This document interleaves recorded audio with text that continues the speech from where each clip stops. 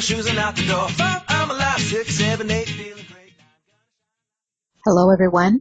Welcome to Beyond Your Wildest Genes podcast. This is Dr. Wanda Lee, and on behalf of my two partners, Dr. Michael and Dr. Noah, I have the distinct pleasure of making a very special announcement today on behalf of our sister company, Beyond Your Wildest Genes Academy. We have a new program to launch, and this one is just for you, ladies. It is Getting to Goddess. It's your turn. We know that you're looking for ways to retain youth and vitality, to get energy and feminine power, and to build health for you and your family. You have an inner goddess. Have you seen her lately? She knows how to care for herself so she can take care of others. She has time and balance in her days, weeks, months, and years. Your inner goddess nourishes herself and those she loves, both inside and out. And your inner goddess creates the relationships and the space in her life to bring her dreams, her talents, and her passions to others. Your inner goddess is waiting, and we're here to help you uncover her. It's time to wake up your inner goddess, and our 4-week online program combines proven information, science, and simple, effective strategies to build your energy, regain your balance, and find your purpose. It's time for you, so let us help. For more information, go to our website, beyondyourwildestgenes.com. Click on the Beyond Your Wildest Genes Academy link and find Getting to Goddess. Or you can get there directly at www.beyondyourwildestgenes.com/getting-to-goddess. We hope you enjoy it as much as we've enjoyed making this program. We have poured our hearts and souls into this course, and we can't wait for you to benefit from it. So thank you again for being part of our Beyond Your Wildest Genes podcast tribe, and we hope you enjoy this week's podcast release. Hello and welcome back to Beyond Your Wildest Genes podcast. My name is Dr. Noah DeCoyer and I am your co-host. Today I'm super excited to have Breakaway Matcha founder Eric Gower as our guest. Eric, it's a pleasure to have you on today. Noah, it's my pleasure. Thank you so much for inviting me. You know, when I reached out to you, I mentioned that I received a jar of Breakaway Matcha cold brew in one of my quarterly boxes. And I've been using the product since, ironically at that same time, I was looking for a quality matcha that had travel sticks because my wife loves matcha tea. She just loves it. It's her favorite drink. She has several glasses a day. So I'd like to give a shout out. This podcast is in dedication to my matcha-loving wife, Carrie. And I have a great deal of gratitude to your matcha-loving wife as well. All right, so let me do your quick bio and we're going to dive right in. Eric is an author, ghostwriter, editor, tea entrepreneur, cooking instructor, and private chef. He's the author of 4 cookbooks and the founder of a specialty tea company, Breakaway Matcha. He lives and works in Marin County, just north of San Francisco. What do you have to say about your bio? Well, it's an eclectic one. The only thing I would add is that there was a big chunk of time in Japan. I lived there for 16 years, and that's where I got to know about matcha and took my deep dive into matcha. You know, the funny thing is that I'm 42, and for people my age, I think the first introduction to any kind of tea like that was probably Karate Kid 2 when we saw when we saw that tea ceremony, and That's I think ever since then I've had a little bit of an interest, and even more so now that I know how important polyphenols are for your health and your diet. So I'm gonna call this podcast today Matcha 101. Does that sound good? Perfect. That sounds great. All right. So my first question for you, and it's the same question I ask every guest, is how about your journey? Can you share a little bit about it? You mentioned the 16 years in Japan, but how did that all happen? Yeah, it's kind of a weird story, and oddly, it is related to matcha. So when I was a young lad, I moved out to California, and I found myself in Los Angeles, and on Sundays I used to take some hiking trips around it. And there's a mountain about an hour east of Los Angeles called Mount Baldy. And Mount Baldy it is the home of the Mount Baldy Zen Center. And I sort of stumbled into this place one day. It was this really cool series of little kind of strange square Japanese buildings. And I was wondering what the heck it was because I was in the middle of this mountain just hiking, and there it was.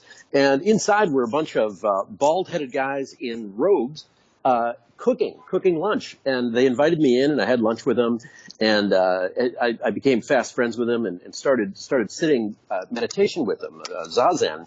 And eventually, I met their teacher, a guy named Sasaki, and he was an older Japanese man. Back then, he was in his 80s. He just died recently. He died at 108, I believe. And this guy couldn't speak a lick of English. And so I thought, geez, I better start studying Japanese if I want to talk to him. So I did, and wound up majoring in a major called Modern Japanese Literature at Berkeley. It's the only place in the country that offered such a thing. And after that, I within a couple of weeks, I had moved to Japan. I moved to Kyoto. And they do teach you how to read Japanese pretty well in these programs, but they don't teach you how to speak all that well. So I thought I would just go for a year or two and try to get my spoken Japanese a little better. And, 1 year turned into 2, and then it turned into 5, and then it turned into 10. And after 16, my time there had come to an end, and I moved back to California. So that's kind of it in a very brief nutshell. That's fascinating. You're 16 years in. Did you run a restaurant? What did you just go to school? What did you do there? No. I had an odd career. I still do this job to this day. I work for the Prime Minister of Japan in the cabinet office as basically a kind of copy editor. Really, anything that they publish in English tends to make its way to my email box, and I write some commentary on it and send it back. And just wait for the next one to arrive. And I've been doing this since 1987. Wow, that's cool. That's really neat. So let's dive right in. Yeah. What is matcha? Matcha is just green tea. I mean, there's nothing more simple you could say about it. It's one of the world's oldest plants, the Camellia sinensis. And the unique thing about matcha is that it's instead of consuming it in loose leaf form the way you would most teas, either through a tea bag or, if you're getting fancier, a pot of loose leaf tea, usually you just pour hot water over some tea leaves, you wait X minutes, 3-4 minutes, and then you pour off the tea, and then the leaves remain behind. You either toss the tea bag or you toss the loose leaves. With matcha, it's kind of different. It's ground really, really finely so that it resembles cocoa. So you have this really fine powder instead of just the loose leaves. And when you pour hot water over this powder and you kind of whisk it up, if you just agitate it a little bit, you can do that with any kind of whisk, you consume the whole leaf. Right? So instead of steeping the tea, you mix it up with water and you eat it in a way. You consume the whole leaf. And as a result of consuming the whole leaf instead of just the extracting, right? I mean, hot water kind of extracts what it can from tea, and you drink whatever the water can extract. But with matcha, you get the whole plant. And for the same reason that, eating an orange is a lot better for you than drinking orange juice. Matcha is roughly, depending on how you measure these things, anywhere between 10 and 20 times healthier than regular green tea, because a lot of the action, like the reason why a lot of your doctors will tell you to drink a couple of cups of green tea every day is that the good stuff really is in the leaves. The insoluble fibers in the leaves are where all the magic happens. It's where a lot of the polyphenols are. It's where the great the amino acids, the EGCGs. We can get into the technical details of what exactly is in there, but basically, it's much better to consume the whole leaf than to just extract it with hot water. Okay, so that's the difference between a regular green tea from matcha. Does it have? I fantasize about matcha having this unbelievable story or origins, thousands of years ago in Japan. Does it have something like that? Oh, absolutely. Oh my God, the story of matcha is pretty fascinating. It goes way back, and it's kind of it's kind of linked to what I said earlier about my first contact with matcha and with Japanese culture in general. It was through Zen Buddhism. So there was a Zen Buddhist in the 12th century named Eisai who made a trip to China, and they used to do this back then, and they would learn what they can, and they'd go on these study missions, and they would bring back these findings, kind of like research studies. And it turned out that some Chinese Zen monks we're taking parts of the plant and kind of packing them together in these little discs, and it was really for transporting the tea in a safe way, a lot like pu'er is done today. They kind of compact it into these like hockey pucks, and then you could break off a piece whenever you wanted and put it into a mortar and pestle, and you'd kind of grind it up, add some hot water over it, and just drink the whole thing. And these Chinese monks discovered that if you did this, it had some medicinal properties. Of course, we understand these properties a lot better today than they did back then. But they knew intuitively that it was good for illnesses and ailments. And also, they found it kept them pretty awake during these intense periods of meditation. So these Japanese monks that went over there and learned all this, they brought all this knowledge back to Japan. It kind of fell out of favor in China for kind of mysterious reasons that was replaced by other Chinese teas. But it really took root in Japan in right around the 12th, 13th, 14th centuries. And it was the Zen monks who were responsible for that. And in those days, in medieval Japan, a lot of the aristocracy, a lot of the upper classes would take their kind of social cues and mores from the Zen monks. They had a lot of sort of cultural cachet, and they discovered that the monks were drinking this tea in this kind of unusual way, and they kind of took off the practice, and they sort of started adding a lot more rules and choreography to this process of the simple process of making a cup of matcha over the centuries. And basically the reason was that you could prove that you were kind of a cultured person, a person of good upstanding breeding and all that, by demonstrating that you could make this elaborate tea. And so from that, the whole tea ceremony was born. And, over the centuries, it kept getting more and more ornate, essentially. And it still goes on today. It really does have this fascinating history. Women, especially in Japan, they can enroll in, and this is today, contemporary Japan, they can enroll in these tea courses that you study matcha formally and you make matcha formally for guests. And the real reason, I think, in my opinion, what's really going on is that you can demonstrate you have a great deal of grit and kind of the ability to stick to something for a long time. It takes 10, 20, 30, often 40 years, often an entire lifetime to formally study tea and to teach tea.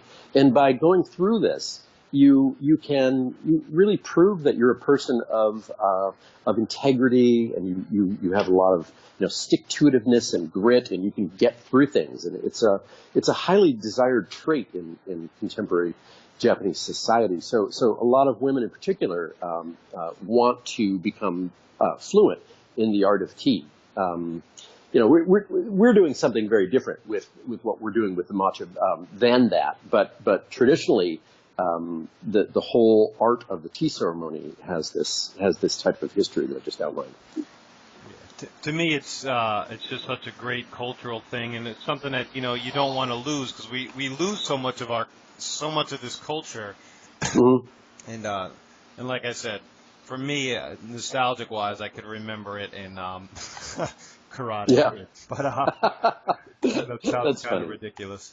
No, it's great. It's fine. And today, a lot of people's first encounter with matcha is at a place like Starbucks. I mean, about 8 or 9 years ago, Starbucks introduced their first matcha, and it was a great hit. And they've had it ever since. Now they load it up with enough fat and sugar to make it a matcha milkshake. Essentially, it's not really a tea what they serve. It's more like a calorie bomb. But it is people's first experience with matcha, and that's good. Anything that gives them, it's a lot like Karate Kid. Anything that gives you that first exposure is worthwhile. And some people get intrigued by it and they want to take a deeper dive, and that's when they find somebody like me.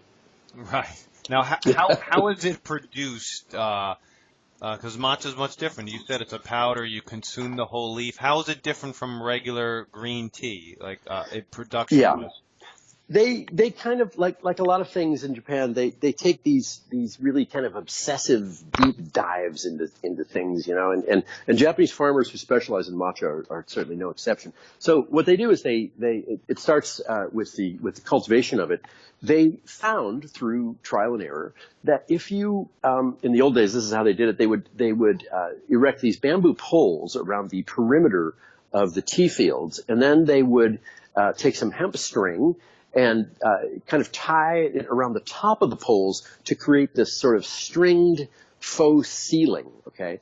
And so there was this kind of like string crisscrossing over the tea field. And on that string, they would toss hay, just using pitchforks. They would just toss hay over that so that the straw would catch over this faux ceiling and create a kind of shade for the tea fields. And they found that if you shaded the tea and the more sunlight you could block, the more interesting the tea became. And it turns out that if tea, or many plants actually, but especially the Camellia sinensis plant, if it's robbed of sunlight for an extended period, and they do this for about a month, something like a month, 6 weeks sometimes, then the plant has this really specific reaction. Like it begins to crank out chlorophyll. So the color of the leaves really changes because it can't process it's not undergoing any photosynthesis, and the plant is striving to keep alive, and it's cranking out chlorophyll, and it's also cranking out all kinds of protein building blocks, amino acids that lend all kinds of interesting flavors to the tea once it's harvested. So, they found that by robbing the plant of sunlight, you could create a product that was quite unique. They don't really do this with regular green tea. I mean, some are shaded. Some of the more refined gyokuros are shaded, but most aren't. It's just grown out in an open field, and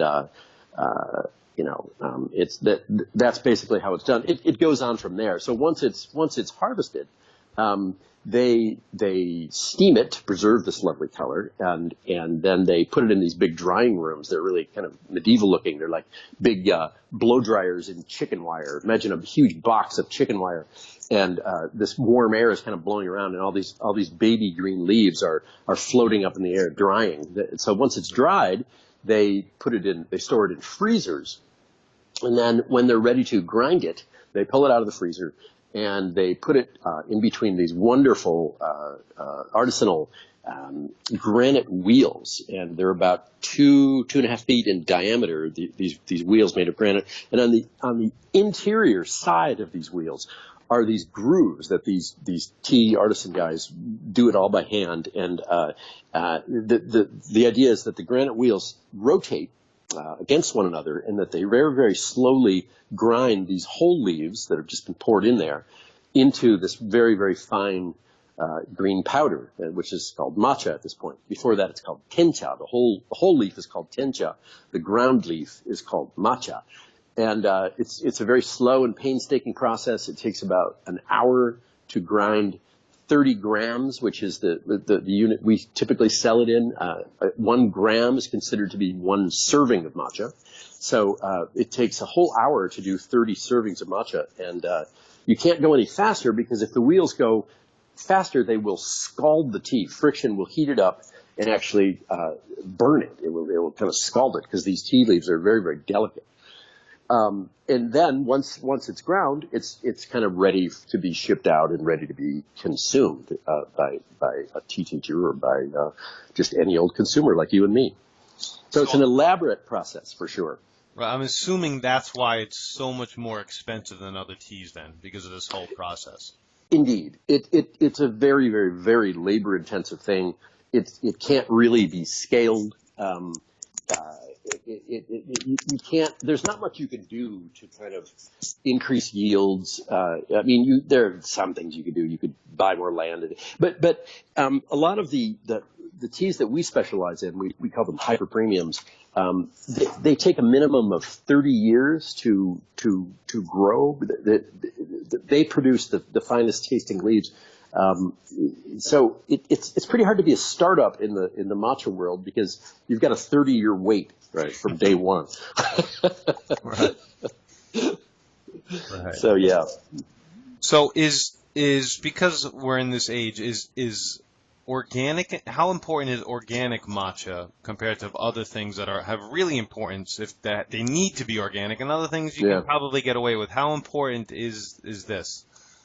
I personally think it's not very important in Japan because agricultural standards there are quite strict. To get certified organic in Japan is a very elaborate and expensive process, and a lot of these Japanese farmers who specialize in matcha just aren't that interested in going through it. But that said, they're using these really time-tested techniques that there's nothing scary about them. They don't get sprayed, anything like that. They've been doing it the same way forever, which is very, very labor-intensive, kind of hand process oriented. So I think matcha is one of those things. It's grown out in the open air. The fertilizers used are natural. They tend to be fish meal based. One of my growers, a particularly obsessive grower, likes to go down to the fish market every day during the last part, right before harvest, last couple of months before harvest. He goes down to the fish market every day. He looks for the cheapest fish he can find. He doesn't care. All he's looking at is the price tag, okay? And he'll buy a whole bunch of it. He'll take it home. He'll put it through a meat grinder and create this paste.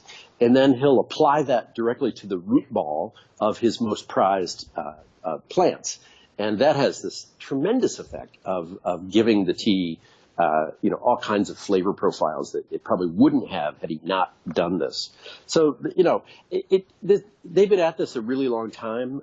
There's really nothing sort of Monsanto-ish about the process. Now, that said, some people, the word organic is a kind of magic word. I mean, if it doesn't have the organic label stamped on it, they're just not interested. So there is a market for this stuff for organic matcha because of this perception that it has to be organic to be any good. Now, the other thing to say about organic is because during the shading process that I mentioned before, with an organic process, they're limited to what they can do during the shading process. For example, in traditionally grown matcha, conventionally grown matcha, because the plant is shaded and it's very, very dark in there, there's almost no light, the plants do get this kind of nitrogen bath. Like what happens is they go down below the roots and they create this nitrogen-rich water, and they run that water through the roots of the plant. And with certified organic, they can't do that. So that's really the only difference. But it's a big difference because during the shading process, the plant is essentially dying, right? I mean, it's been robbed of its sunlight, and it's trying to stay alive, and it's cranking out chlorophyll, and it's cranking out amino acids, doing all this stuff. But without some kind of energy boost, i.e. from the nitrogen, it's hard for the plant to remain really kind of vibrant and healthy. So conventionally grown matcha typically is a lot tastier than organic matcha, even though the organic matcha is going to be quite a bit more expensive, and that it has this reputation of being ipso facto better than non-organic matcha. So it's a bit of an unusual situation there. I mean, it's not like blueberries where it's clear that you really ought to be eating organic blueberries versus not organic blueberries. It's very different. But so with matcha, I don't think it warrants anything to worry about to not drink organic matcha. And certainly if you're into it from the Epicurean angle, if you want it to taste better, conventional matcha is the way to go. Oh, that's fascinating. Fascinating. Mm-hmm. How about myco? Is there anything that grows on tea that's a concern? Our audience should be concerned of, or that's not really an issue either? To my knowledge, not really. Are you talking about like molds or something like that? Mm-hmm. No, I don't think so. I mean, I think the care going into this process. I mean, Japan is a very humid place, especially in the summer. I mean, there is a lot of humidity. People do have mold in their houses for sure, but the steaming process and the whole way that it's done would tend to take care of any mold issues. I've never run into a mold issue, and we've done we've done a lot of testing on it. So I think we can confidently say that there's no mold in this stuff. Yeah, that's good, because some people are going to be concerned about that. So I have Absolutely. to add that for sure. And it's a legitimate concern. Yeah, it sure is. Now, most people have an idea that green tea is really healthy, and there's some components that I'm familiar with, and maybe there's some that I'm not that I'd like you to discuss. But I mean, there's ECGC, which you commented on. There's polyphenols, you mentioned, chlorophyll, and then my most favorite would be caffeine. Yeah. And I guess maybe theophylline or theanine. Maybe I'm pronouncing it wrong. But what are some of these chemicals or components that really, give matcha its really healthful punch? Yeah, I mean, well, let's start with the caffeine. I mean, that is one. There are lots of demonstrated health benefits to having a small amount of caffeine in your diet. It does keep you very alert, which is useful. Yeah, and the one that you mentioned before, L-theanine, is a very interesting molecule, very interesting substance. It's been shown in laboratories that I can talk about this study in a second, but it's been shown that L-theanine in the bloodstream has a really unique effect on the brain. What happens is that alpha waves begin to get generated. For whatever reason, there's some kind of link between L-theanine in your bloodstream and how your brain, I don't want to say processes electricity, but it exhibits a different wavelength when this is present. So the alpha waves are kind of stimulated when L-theanine goes into your system. And it's super interesting. Probably about 10 years ago, down at Stanford, they have a famous sleep center down there, and they were really trying to understand all these different waves, like the electrical wavelengths in the brain, the alpha waves, the gamma waves, the beta waves. And they invited the Dalai Lama was in the Bay Area, and they invited him down, and they thought that it would be interesting to test and to rig up the Dalai Lama and several of his chief guys around him, very experienced meditators. They've been meditating 3 hours a day for 70 years. And what they did was they hooked up a bunch of equipment, and they asked them to do their normal 3-hour morning meditation while being hooked up. And they produced all kinds of data out of this. But what they really found was that when during some of the deepest sections of the meditation, that these alpha waves were produced, which was a really, really interesting find. No one had really known that apparently before that. But so when you're in a meditative state, you're under alpha waves. It's a very interesting one because you're very awake, yet you're extremely relaxed at the same time. So that's kind of it almost sounds like a contradiction. Most people, if you're extremely relaxed, you're sort of going to sleep. But when you're in a deep meditation state, you're both deeply relaxed, and you're very awake at the same time. You're very alert. You're very aware. And L-theanine, it turns out, is very similar. So if you can get into an alpha wave state via L-theanine, it just seems to be another avenue of getting there, in addition to meditation, which I find really interesting. So that's why sometimes I call it a kind of liquid meditation. And I'm sure that it has something to do with the origins that we talked about before. When Zen monks realized, they didn't really know anything about L-theanine in the 12th century, but they did know that somehow, after drinking this tea, they felt both relaxed and very awake, and they were able to do these kind of extended meditation sessions with this tea. And that's how it became popular. So, that's an extremely interesting part of the matcha story as far as the interesting stuff inside matcha. The other one you mentioned and that I mentioned before is something called EGCG. It's epigallocatechin gallate. And that has been linked in all kinds of interesting scientific and medical studies for its effect on cancerous cells. It's really very interesting. It often induces something called apoptosis, which is a spontaneous sort of just death of a cell. And for whatever reason, cells that are exponentially multiplying, when they run into this EGCG, they run into kind of interference. It doesn't like it. Now, the mechanism hasn't been proved in a causal sense, but there are enough studies. There are a couple hundred studies at this point that suggest that large quantities of EGCs in your system during, for example, or in conjunction with chemo and radiation is extremely helpful, which is why a lot of oncologists recommend a couple of cups of green tea while you're undergoing these things. So it's it's not proven. You have to be careful of what you say about this stuff, but it's one of those things where why wouldn't you try it? I mean, if you've got some kind of cancer and you're undergoing treatment, you want to do everything you can to make this treatment successful. And if having a cup of green tea is beneficial, it's hard to find a reason why you wouldn't do it, right? Right. So that's kind of a very interesting part of green tea as well, especially matcha, because it has roughly 20 times the EGCGs of regular green tea. And again, it has to do with this reason of consuming the whole leaf versus just extracting it with the way you would steeping a regular green tea. It only exists in the insoluble fibers. In other words, so if you're having a cup of green tea and the hot water is extracting it, it's only getting what's soluble. Whatever the hot water can dissolve of that good stuff is what you get. But a lot of the good stuff isn't soluble at all. It's in an insoluble form. So you have to actually consume the leaf in order to get the benefit. What about, is EGCG a polyphenol then, or is that a whole other different kind of compound? It is a polyphenol. It's also called a flavonoid to make things really confusing. And the broader category of all of these things are called catechins to make it even further confusing. So under the rubric of catechins, you have flavonoids and polyphenols.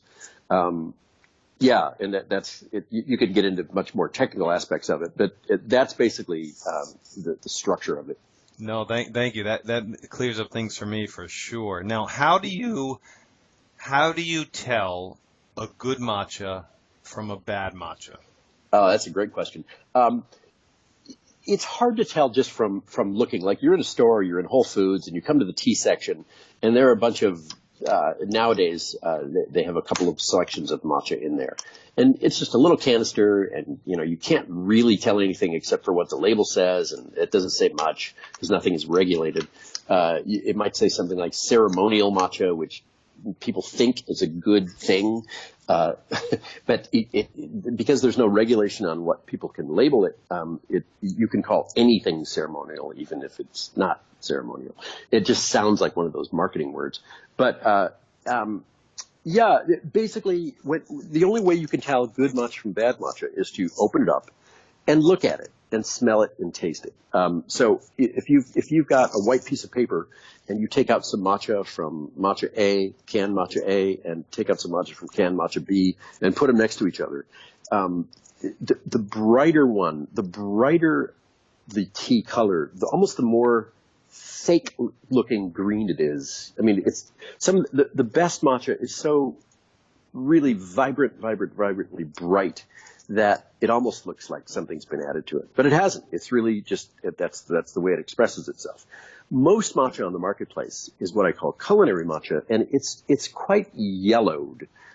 There's almost like there's yellow in it, there's brown in it. There's not this really super vibrant green. So color is going to be your first and most immediate way to tell good matcha from bad matcha. But again, you can't tell the color until you've opened the can. So it's a bit of a conundrum there. But and then aroma is the next one. You put your face right in it, and it really should smell fresh. It should smell all kinds of aromas. Cacao, like a raw cacao, is really what it should smell like. It almost smells like raw chocolate. The good stuff, and there are other aromas in there, but that's kind of the predominant one. With bad matcha, the predominant aroma is, I would call it hay, or just kind of like straw. It just tastes like, or it smells like a barn, kind of just barny, a little bit on the straw side, and it doesn't smell anything like chocolate. So that's another way. Obviously, tasting is the main way. It should taste really good. If it doesn't taste good, and a lot of people come to matcha and they try it for the first time. They try something from Trader Joe's, or they try Starbucks, or they try something else that's on sale they've seen in an Asian market or whatever. And a lot of that stuff that they're selling is just it's a rational decision not to like it. A lot of it is quite vile. What they're really using in those leaves are the entire plant. For the really hyper premium good matcha, we only use the new growth, whatever grows from, say, early winter until mid-spring. It's harvested mid-spring. It's harvested in late April. Whatever grows during that time, it's just these baby leaves that are on top. They're the newest growth.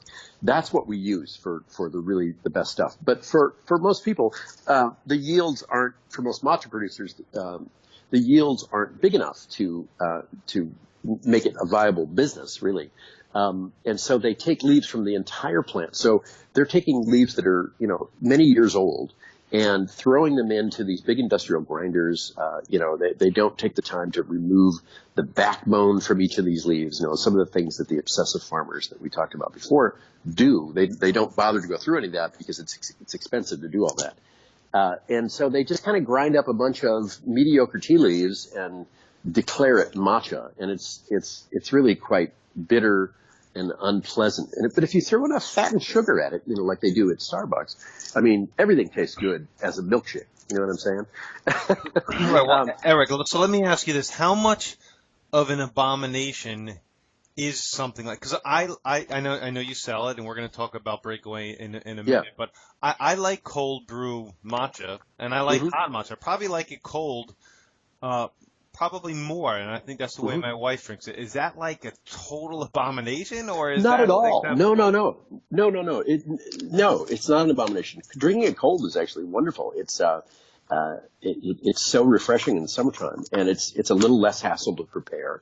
And it also it's something to do with the human palate, but the human palate cannot taste bitter notes at certain temperatures. At around 38 degrees Fahrenheit, it's very difficult to taste bitterness. And so you can take a kind of subpar matcha and drink it ice cold. It's going to taste much better than it will if you drink it hot, because the hot brings out the bitter qualities of the leaves are kind of expressed through heat, and they're not expressed through when the temperatures are in the high 30s. So there's absolutely nothing wrong. There's no abomination whatsoever to drinking it cold. It's a total pleasure to do. So yeah, don't take that. And the only thing I would say with abomination, and again, this is kind of a rational decision, but if you've got a subpar matcha on your hands and you don't want to waste it, it's sort of the only way to make it palatable is to throw a bunch of fat and sugar at it. So if you sweeten it up with your honey or your agave or your maple syrup or even just sugar, and you add some half and half or some cream or some whole milk or whatever it is, and you shake it up, now you're talking about kind of a green milkshake type drink, and that does make bad matcha palatable, and that's how a lot of people experience it. If they just drink it with hot water, they're going to be in for kind of an unpleasant surprise, and that's not even an abomination either. At least it's a way to get this down, but it's really not a very healthy habit. I mean, the more we hear about the story of sugar, the more we realize what a pretty toxic substance this stuff is, right? So we really don't want to be sweetening everything if we care about our health. So from that stance, drinking better matcha doesn't need to be sweetened. There's no sugar added at all. So that's what I would say about that. Cool. So please, at this point, I'd like you to talk up Breakaway. Why it's so special, quality, unique products. And for me, I've been consuming your product now for, 6, 7, 8 months. I've tried a couple different flights. I've tried a couple of different cold brews. Next time I purchase, I'll buy some of the salt with the mod, because I thought that was really cool. But talk a little bit about, the most recent thing I got a bunch of different blends, like Blend 100 and Blend 93 and a whole bunch of different things. And I'm trying to sift my way through it. I know, it's confusing. We have 17 blends of matcha, 17 grades of matcha, and we grade them internally. And it's done via some of the things that I just mentioned. It's done via color, aroma, But it's also something called something called umami, which is many of your listeners probably know what this word means, but a lot probably don't either. It's a Japanese word that means, if you directly translate it, it's something like savory deliciousness, which sounds ridiculous. It doesn't sound like anything, but it's basically the presence of glutamic acids on the palate. A lot of naturally occurring foods with high umami content are things like aged cheeses, Parmesan cheese. Have you ever seen that kind of those little white crystals that form on a Parmesan, a really beautiful aged Parmesan or an aged Gouda? And it looks like salt crystals, but it's not. Those are little glutamate crystals. If you put one of those glutamate crystals on the middle of your tongue and you just taste it, it's amazing what happens. You begin to sort of wildly and involuntarily salivate. It's really super interesting. And these glutamic acids go into our system, and they're aided by the production of saliva, and they make foods taste really good. Another one is miso soup. If you ever take a sip of miso soup and your whole mouth kind of lights up with this brothy, savory deliciousness, this umami, that's one. Seaweed is another one. The Maillard reaction when you grill meats is another one. Like if you just taste a piece of grilled meat, and that kind of that outside little crusty part is full of glutamic acids that get expressed. All of that is umami, and matcha has a ton of umami. That's kind of the holy grail. It's like the more umami the matcha has, the better it tastes. And so we try to figure out how much umami all of these blends have. And as you go up in the blends, they start at the blend 93, as you mentioned. They go all the way up to something called the blend Daphne. The umami increases as you go up in the blends. Also, the natural sweetness of the tea increases as you go up in the blends. It's all about finish, for example. It's a lot like wine. Like after you swallow it, how long does it remain in your mouth? Like how long can you taste it? How long does it just kind of keep singing after you swallow it? We literally take a stopwatch and we time it to figure out how long the finish is. All of those things get kind of added up and become benchmarks for grading different quality matcha. And so we've come up with 17 so far, and it is confusing for the novice for sure. But if you're intrigued and your listeners are intrigued, it's better to start with kind of the lower ones, the less expensive ones, to make sure that you are, that you like it. I mean, some people like it and some people don't. I mean, I think most people who are interested in their health and who are interested in food really take to matcha quite quickly. But for others, their palates are just different, and they're just, they either need to put a lot of sugar in it to make it palatable, or they're just not interested in it. But basically, you start with the lower, more affordable blends, and you kind of work your way up from there as you get into it. Now, are all your blends from Japan, or does any of that happen in the United States? No, unfortunately, I've looked into it, and I've talked to a lot of growers, a lot of farmers about this, and there seem to be very specific growing conditions that are really kind of perfect in Japan. Again, it's like the wine world, like why is it that the Burgundy region of France and the Napa Valley in California and certain parts of Australia, there are these little pockets in the world that really seem to produce some of the world's great wines, and it can't be done in places like Canada and Mexico. I mean, it probably could be with a lot of technological help, but traditionally it hasn't been. And I think it's the same with matcha. There are certain regions in Japan that are just very conducive to producing these really great teas. The main growing region in Japan, a place outside of Kyoto called Uji, is a valley. It's this, they call it a bonchi in Japanese. And it's this valley, and it's at the bottom of the valley. It's very humid. It's really hot in the summers. It's really cold in the winters. It's very wet. It seems to be the ideal environment for this stuff. And there really isn't a place like that in the United States. I think the closest would be somewhere like Kentucky, that does have a lot of high humidity, and it's got these kind of low-lying valleys and stuff like that. But the amount of effort that goes into producing, great matcha. Again, I mentioned that the plants have to be 30 years old to start producing really fine stuff. Puts a lot of people off right there. I mean, it would have to be a very far-sighted endeavor to start to do this. Now, it doesn't mean people can't try, and some people in Hawaii have tried, and I've tried some of those, and they're okay. But so far, the only place that's been able to do this is in Japan. Fascinating. So I have two final questions, and I hope you indulge me. The first Sure. one is the day in the life of Eric. How does it start and how does it end? What does your day look like every day? Well, of course, it starts with a bowl of matcha. You know, you gotta just start the day right. No, but I tend to, you know, you mentioned in the beginning that I like to cook. I do. I tend to make a pretty good breakfast that's very nutrient dense. I like a lot of eggs and avocado, and I eat a lot of fish like sardines and mackerel and stuff like that. And so I try to start the day well.